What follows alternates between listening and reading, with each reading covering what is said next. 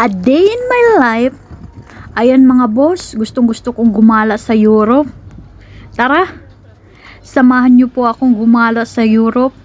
Ito, manga. Gusto niyo po? Di ba namimiss niyo po yung manga sa Europe? Ayan, tara, pasok dito. Nandito na po ako sa loob ng New York City. Ayan, paupo-upo tayo dito. Pillingers yarn. Pillingers lang po yarn. Huwag kayong magtaka, ganun na yan. Pasok po kayo.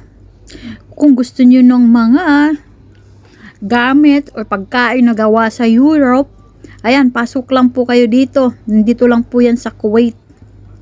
Ayan, makikita niyo po dito ang maraming mga kagamitan or kung ano-anong bagay na gusto niyo na makikita na parang nasa Europe ka na rin. At ito ang ating paboritong ice cream. Mukha pa lang naglalaway ka na. Ganun. Patingin-tingin ka sa akin dito. Oh. Dito po yung ice cream natin na pinakagusto. Ayan. At syempre, lakad-lakad po tayo dyan. Ayan, ayan.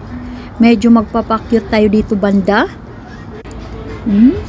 Lakad-lakad, nagmumuni-muni tayo.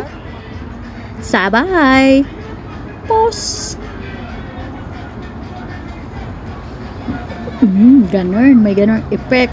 Lakad ulit. Pause! Ganun talaga ang epekto niyan.